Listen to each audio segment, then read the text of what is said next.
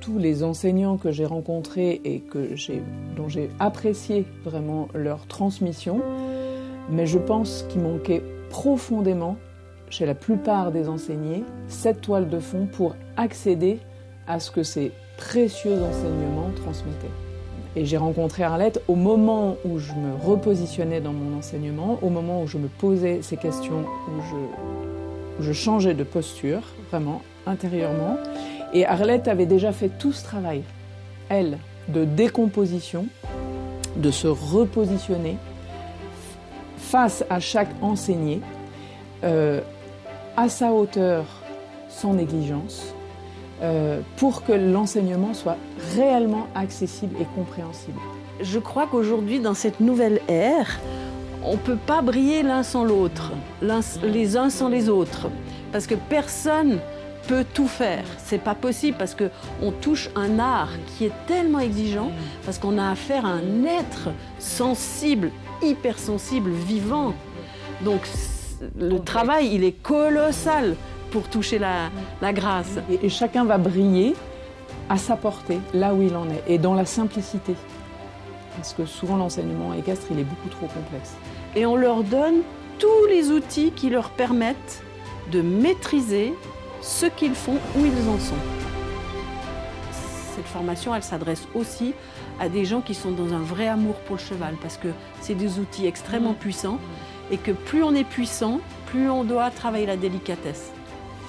Et cette formation, elle s'adresse à des gens aussi comme moi, des gens qui sont déjà des dresseurs, des techniciens, et qui recherchent plus d'essentiel dans leur équitation et dans leur rapport au cheval. C'est une académie où on va former des maîtres au sens de la maîtrise d'un sujet, la maîtrise d'un geste, d'un mouvement. Ça permet d'aller à l'essentiel, d'aller au plus simple et d'aller à l'accessibilité pour le cavalier et le cheval. Et ça permet de développer cette écoute profonde qui fait que apparaît l'action juste. L'objectif du travail, il est vraiment dans cette sécurité pour tout le monde. Les gens sont pressés d'obtenir quelque chose et en fait, à force d'être pressés, ils n'atteignent jamais ce qu'ils cherchent, c'est-à-dire la grâce. On s'entend tous sur ce qu'on cherche. On cherche tous la même chose. La légèreté, l'harmonie, la grâce, la fluidité. On cherche tous ça. Mais c'est juste que le chemin qui est emprunté dans la majorité des cas éloigne complètement les personnes de cette grâce-là. Donc pour pouvoir toucher cette grâce, et je dirais même activer en permanence cette grâce, on sort du temps. Et ça, c'est peut-être vraiment la première croyance, parce que les gens sont pressés. Et plus les gens sont pressés, plus ils perdent du temps. Et puis nous, qu'on n'est pas pressés, qu'on se fout la paix avec ça, et qu'on n'est plus dans le temps, on est dans le non-temps, mais la vitesse à laquelle les chevaux progressent, c'est stupéfiant. Et là, c'est presque magique.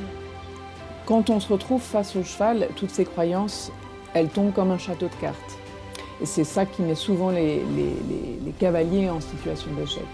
Et de frustration et en difficulté, ouais, vraiment, de façon très intense. Et si on a de quoi rebondir en redescendant à l'intérieur de nous, en se repositionnant, en retrouvant le calme, en fait, la solution, elle apparaît. Ce n'est pas de magie dont je vous parle, c'est que chacun de nous détient cette réponse. Tu dis c'est pas magique, mais moi je dis oui c'est magique, mais c'est naturellement magique, tu vois. Ouais. C'est pas de la magie. C'est la magie en nous. C'est la magie de la vie. Ouais. Cette académie, pour moi, elle doit procurer du bonheur.